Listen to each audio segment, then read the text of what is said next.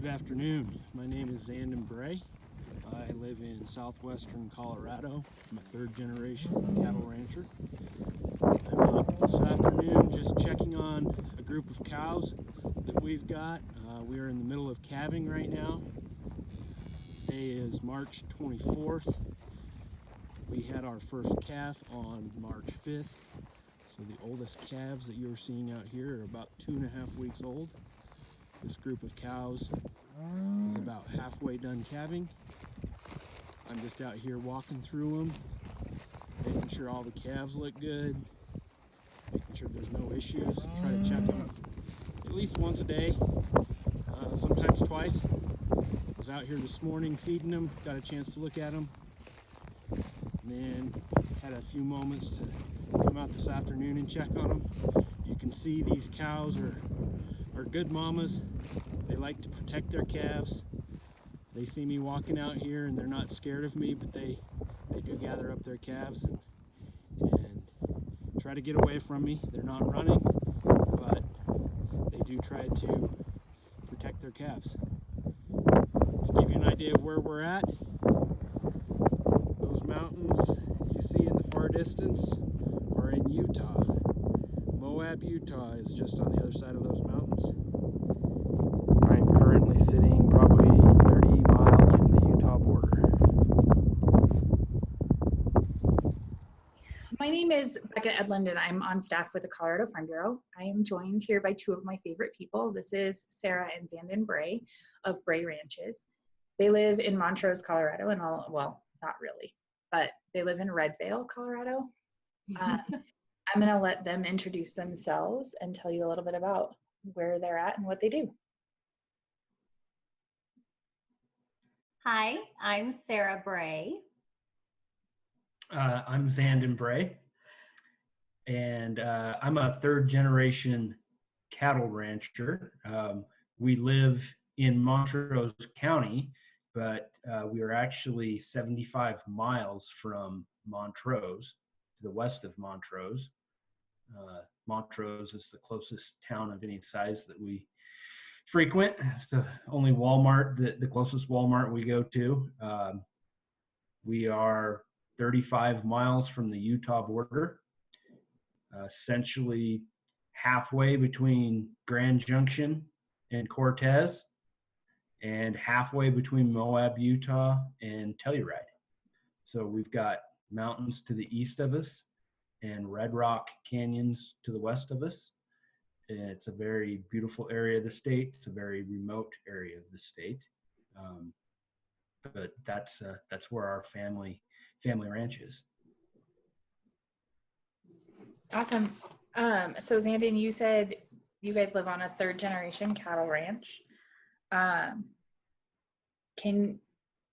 you flesh out a little bit? Well, let's see. Do you just raise cattle? So right now we do raise cattle as our only livestock. Our ranch was started by my grandfather, and he was a sheep man. So the ranch was started with sheep, as were almost all the ranches in this area. We had sheep as I was growing up until I was probably, I think, 17 or 18 years old. We finally sold all of our sheep and converted strictly to a cow operation. We did have cows at the time that we had sheep, but today we are strictly a cattle ranch. As far as the livestock side of things go, we also do, in addition to our cattle ranching, we try to raise our own hay. We don't sell hay. We use all the hay that we raise, we use for our livestock. And then another big part of what our family does is we have a big game hunting operation, outfitting, that we do in the fall. We provide mule deer, elk, and black bear hunting starting in August and running clear into December.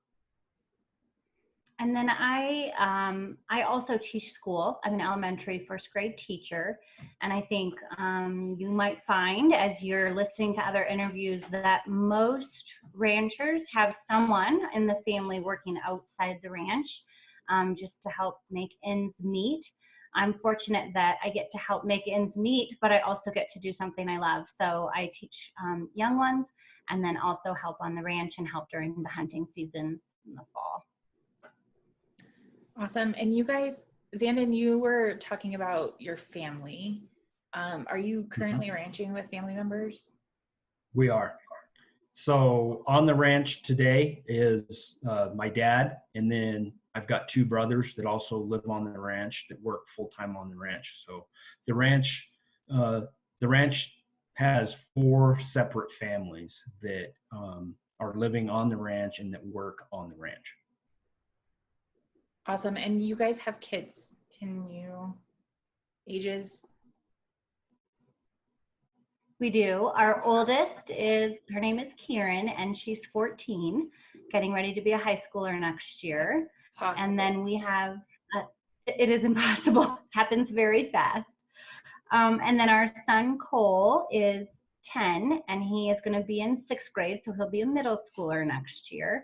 And then our youngest, Sabri, she just turned 9 actually, and she will be in 4th grade next year, just ending her 3rd grade year this year. So, and they are a very big part of the ranch. They were, almost all of them were born and raised. Our oldest was not born and raised on the ranch, but she was here when she was 2.5, and that's what they know, and we love that part for sure.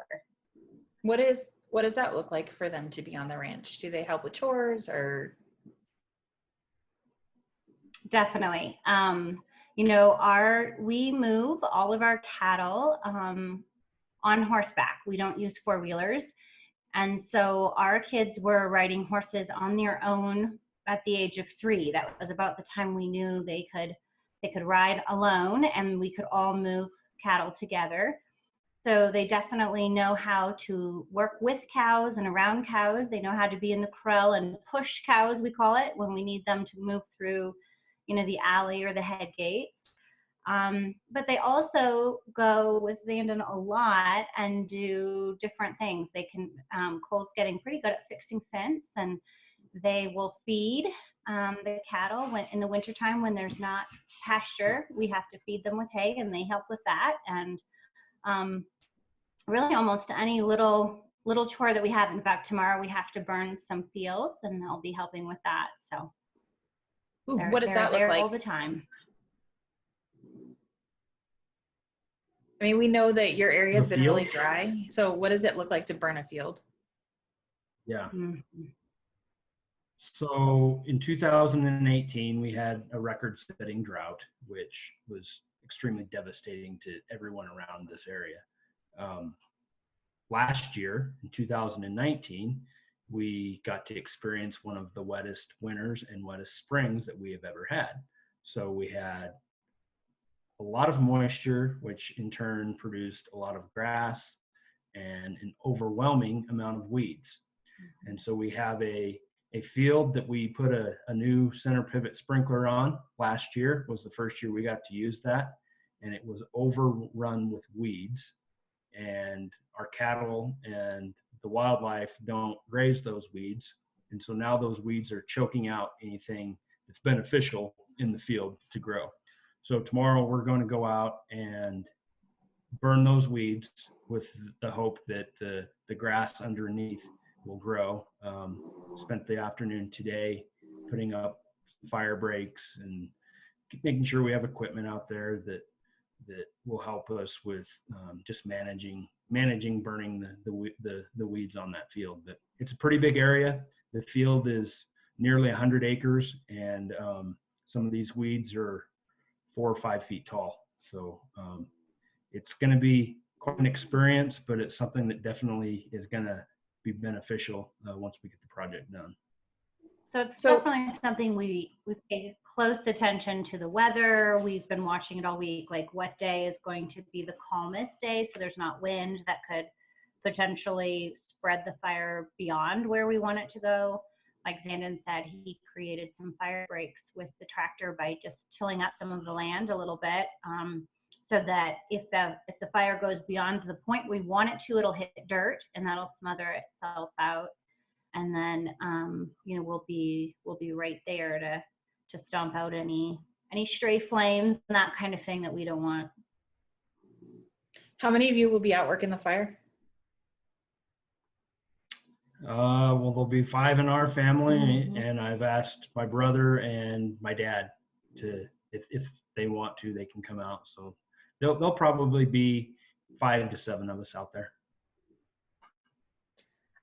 Can you give me an idea of like how big 100 acres is? That sounds dumb, but like how big an area is that? Football fields. Well, 1 acre, this is a bad analogy, I guess. 1 acre is 43,560 square feet, so essentially a 40-foot area by 100-foot area. It's not real big, but multiply that by 100. So a small house would be maybe 1,000 square feet. And you're talking about And we're 4,000. talking about 40,000 for just 1 acre. So it's a big area. The field is probably a half a mile long and a quarter mile wide. Okay, so a couple city blocks. Is that Yeah. pretty Yep. accurate? Maybe 6 city blocks? Yeah, I'd say so. Yeah, Okay, for sure. awesome. Sorry, I'm not good at acres and I should be better, but I'm horrible and I'm gonna assume that other people are not as good as me. Okay, so Sarah, did you grow up, obviously Zandon said he's 3rd generation, so did you grow up on a farmer ranch? I did not actually. I grew up in the city. I was actually born in this area and then moved away when I was 6, and I lived on the Front Range for 10 years. And then my family moved us back in the middle of my high school years. So I met Zandon in high school, actually. So I definitely say I married into this lifestyle.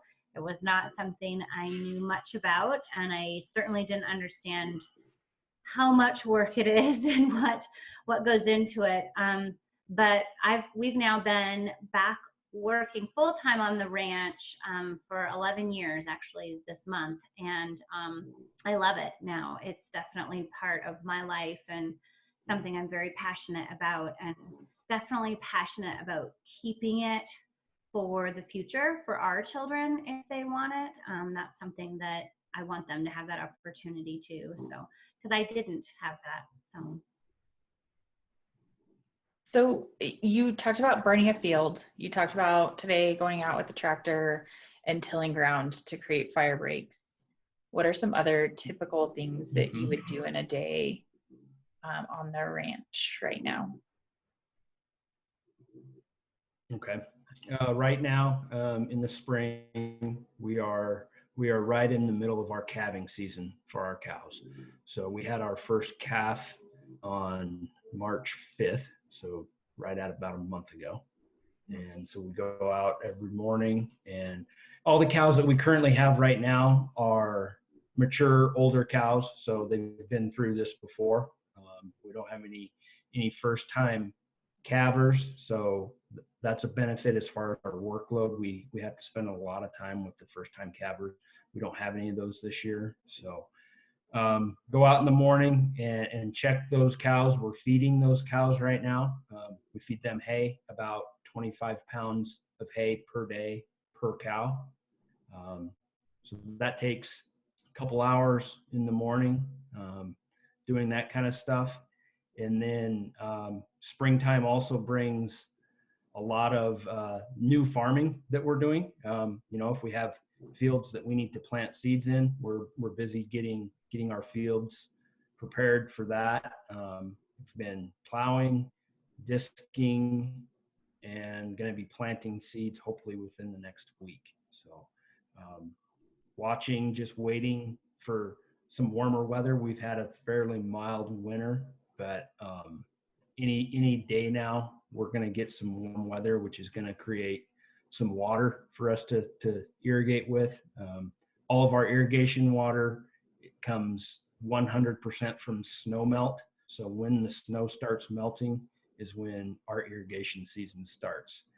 Sometimes that's in March, sometimes that's now, sometimes it's not until May. It seems to be a little bit slow this year. So I'm thinking within the next 2 weeks, we're going to be starting to irrigate as well. So And you part of said- that process too, then Zandon's been out cleaning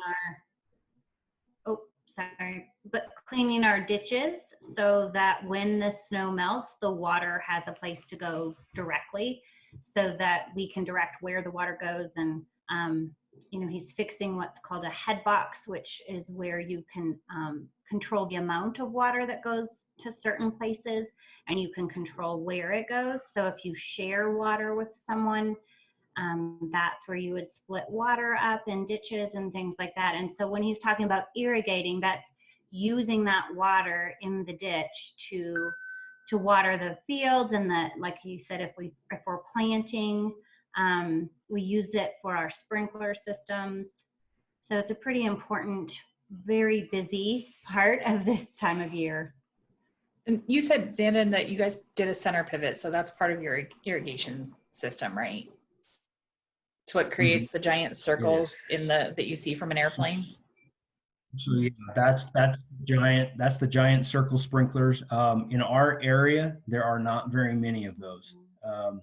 I can think there's only 2 ranches that have them. Us being one, and then the ranch right across the road from us has, I think they have 5. So it's a fairly unique system for this area. Most of the irrigation done on this side of the county is flood irrigating, where you just let water run out on your hayfield, or side roll sprinklers, which essentially are long tubes on wheels that throw out sprinkled water instead of flood irrigated water.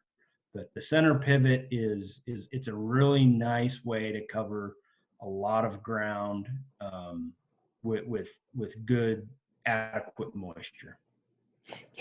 Sorry, Zandon, if I can take a minute to ask you, so is the center pivot, the reason they're so uncommon because the land is not supportive of that because you're in such a mountainous area, or is it just tradition?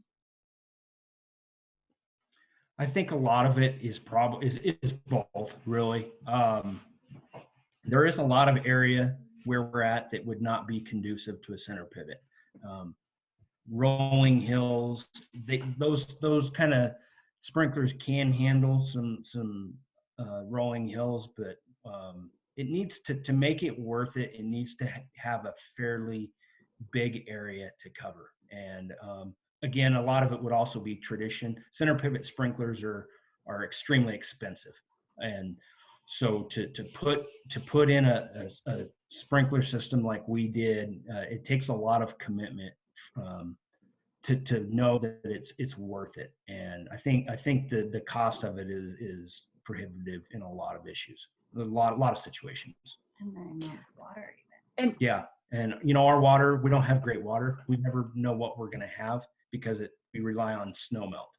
And so, 2 years ago when we were in a horrible drought was actually the first year that we had our pivot, but we were not able to put water in it because we didn't have water in it. There are areas of the state where they have an abundant amount of water. They have groundwater or wells, and that's where you see a lot of center pivot sprinklers.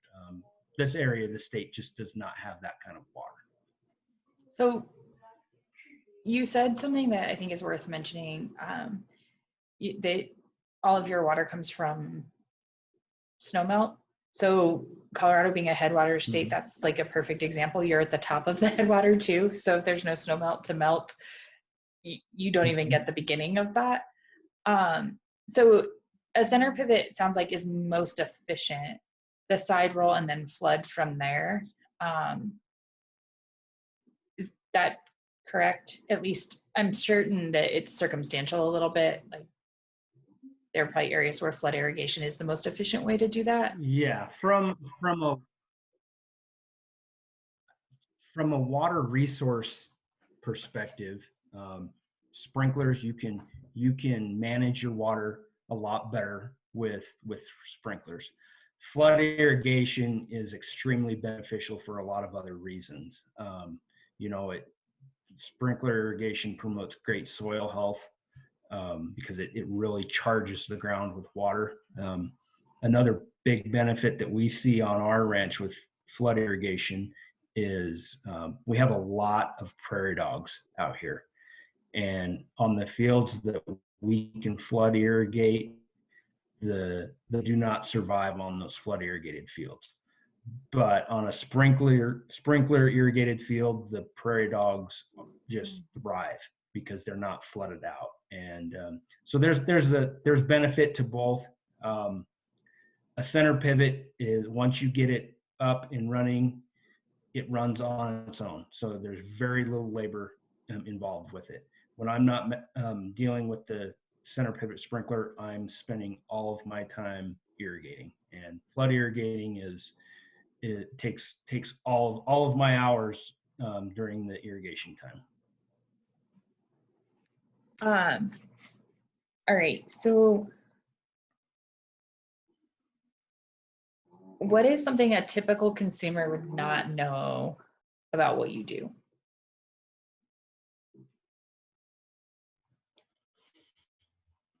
I don't know. I think one of the things that surprised me as I married into this, so I guess I would consider myself a typical consumer at that time, was just the amount of time and ranchers dedicate to their animals, to the land. I think there's a lot of misconception that farmers and ranchers are, just out to make a buck. And this is such a hard job. It is 24/7, 365 days a year. And if you didn't love the land and you weren't passionate, you would not survive. You wouldn't be able to do it. It's such hard work. So I think that's something that is often just kind of misunderstood or maybe misperceived, is that, the ranchers aren't taking care of things, but truly the amount of work and effort and time that goes into raising a baby calf to a full-grown cow takes so much effort and so much energy, and it takes a lot of passion. And then the same for farming. When you don't have water, or you're constantly moving water so that you can raise food and keep the land and the soil healthy, those all are things that take a lot of time and effort. And so I think what I learned was that if you won't last in this business, for sure. So awesome. That's really helpful, I think. What is one challenge you're facing on your farm or ranch right now?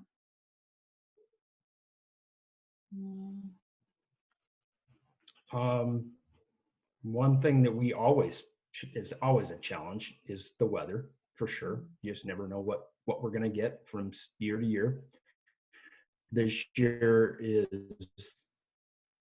on the drier end for our area of the state, whereas last year was extremely wet.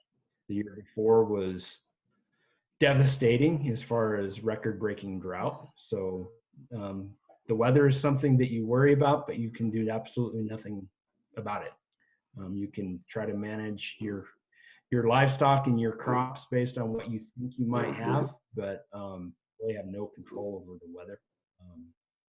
Other things that we deal with is, part of being on a family ranch is you live and you work with your family, and there's some great things about that, but that also brings a lot of challenges as well. And so we deal with those challenges on a daily basis. In this lifestyle, you don't have the opportunity to leave work at the end of the day. Work still follows you home every night, and sometimes that work calls you at 1 o'clock in the morning because there's something that needs to be addressed, as far as, maybe you've got some calves that are having some problems or whatever, but it's different than having a 9-to-5 job. I had a 9-to-5 job, and I was able to end my day and leave work at work. And in this life, you don't do that. I think part of working with family too is that then there is also a transition from generation to generation, and we're definitely in the middle of that, and it looks different for every different farmer and ranching family, and so it's a challenge, and I think you can best relate it to a small business maybe, or a family-owned business trying to transition that business down to the next generation.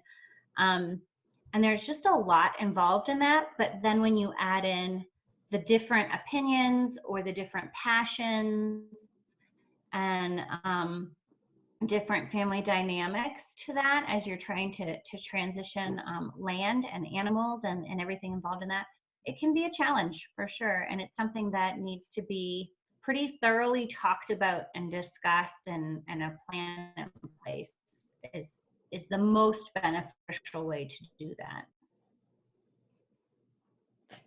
that.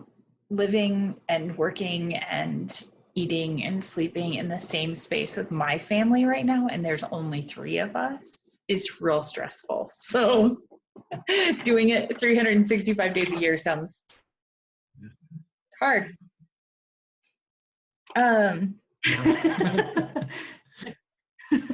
What are you most proud of on your farmer ranch?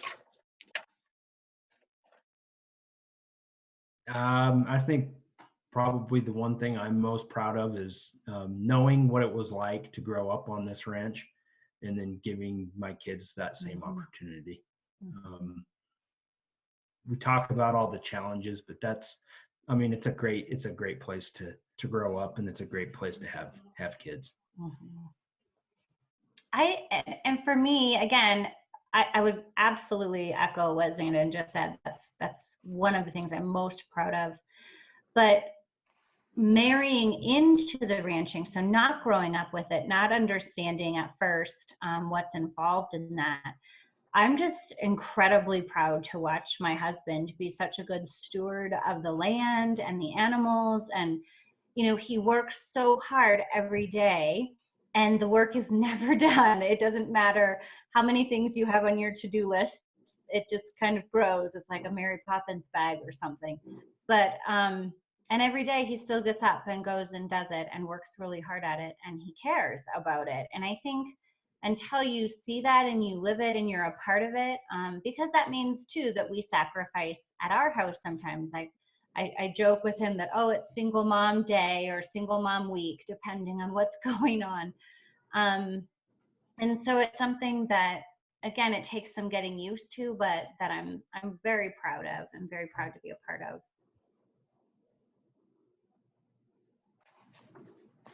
It's not really important for the video, but I'm very proud to know you both. So this is where it gets very Farm Bureau-y. Is there an issue in public policy or maybe ballot initiatives or anything that you're kind of paying close attention to right now, or worried about, or even excited about potentially?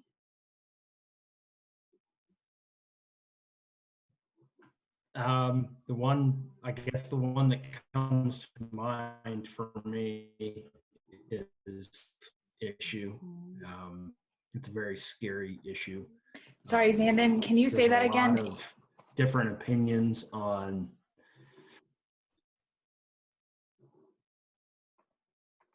Okay. Jeez. Are you still there? I'm here. Oh, you froze, No. But are you back? I'm here. You said the blank issue, and it's very scary, but I didn't hear the blank. Okay. Yeah.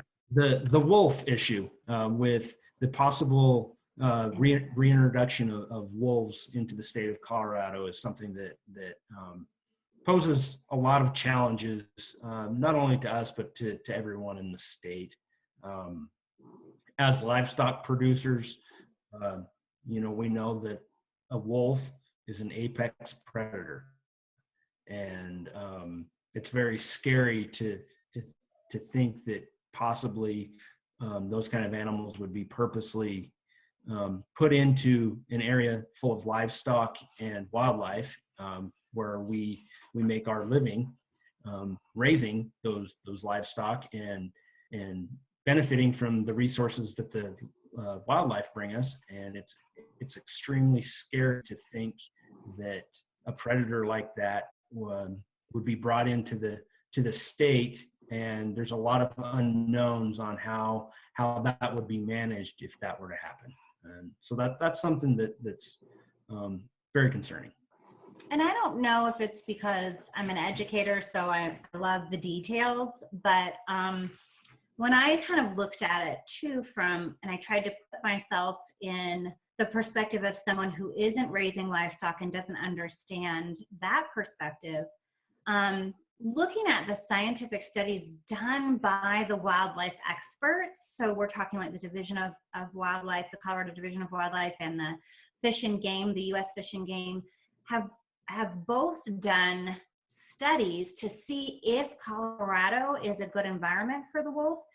And they have both come to the conclusion that our environment and our habitat is not conducive to a strong wolf population. We don't have enough wildlife to support that predatory, like Zandon was saying, the apex predator.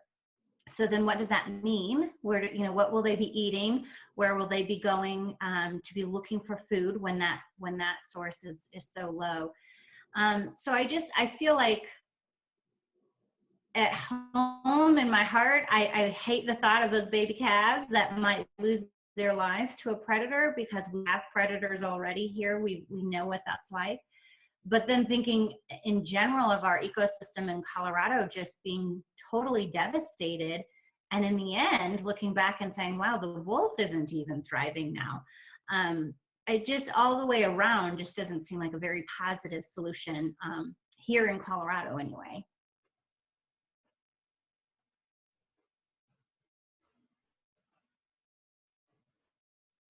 I'm here, sorry. I am just confirming.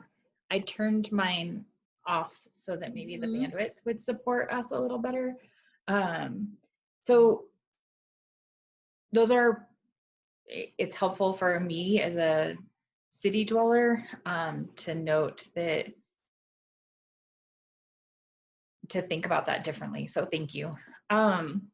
How is COVID-19 impacting you and your community? You guys live in, are you guys in San Juan, or not San Juan, San Miguel County? So we live in Montrose County. We're only a mile from the San Miguel County line. The majority of our ranch is in San Miguel County, but Sorry, our headquarters is in. Just for context, I asked that question because you guys know, but someone watching this might not. San Miguel County is the only county, or was the first county to do a shelter-in-place order, and then to do countywide testing for COVID-19. So I was just, in my head, you guys lived there. So, okay, sorry. So you live in Montrose County. How is COVID-19 impacting you? That.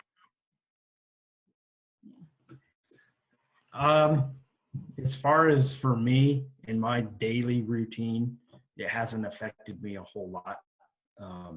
I don't have a real challenge with the social distancing thing because I don't see a lot of people on a daily basis. So that's not real difficult for me. I would say in the last 2 to 3 weeks, the biggest challenge that I've had is just, going to local farm store. They're letting one person in at a time. I've only had to do that twice. So, but that was new to me. I don't go to town, so I've seen my wife and my kids and a few other family members, and that's all I've seen in the last 3 weeks. And I think we have a different perspective at home because I do the majority of the shopping for the supplies. We're very limited. And even now, today, I did go to the grocery store, and the cashier said to me, we're only getting about half of our truck order every time we get our order. So we don't have, I think, being in the rural outskirts, we're one of the last people to get deliveries. And so if things are gone, they're gone. So that's something to get used to. We aren't in any sort of dire straits at this point as far as supplies, but when you want something and it's not there, it's frustrating because you're used to that. And I think another piece, there's benefits and disadvantages. Of course, I mentioned I'm a teacher, and so teachers have a whole nother, I guess, just world to be navigating right now. And especially as a first grade teacher, what in the world does that look like to teach my kids virtually? And I miss them, and my children miss seeing their friends. And so you feel a lot more isolated, I think, because we're literally just at home. But I think one of the things that can be an advantage is now, my kids can do their schoolwork in the morning, and then they can be a help on the ranch more. Whereas in the past, we would have been in school and in sports and, constantly on the go. So there's definitely two sides to that. But I think I feel very fortunate to be in a rural area during this time, because I feel safe. We are very isolated. And so even though we border San Miguel County, our house and our ranch is still about 10 to 15 miles away from that county. And there's a lot of open land in there. So I definitely feel more comfortable being here than I do if I have to go into town, which is what we call Montrose, which when we do our Walmart shopping. So. Awesome. Well, our last question is, what do you do for fun? Well, we work on the ranch. A lot of that is fun. We do like a lot of that is stuff we have to do, but we make it fun. One of probably the funnest thing I do is I help coach my kids in Pee Wee sports. I didn't realize at the time when I signed up that it was going to be that much fun, but it is a ton of fun. And our oldest just went through middle school athletics and going into high school, and we've got other kids that are into Pee Wee sports and stuff, and just other extracurricular activities. And it is I didn't realize at the time, but it is so much fun to just go and watch them. And so we do that kind of stuff. And then, if we get time, maybe we can go camping in the summer. We have a wish list to maybe someday as a family go skiing somewhere. But just spending time together is one of the things that we try to do a lot.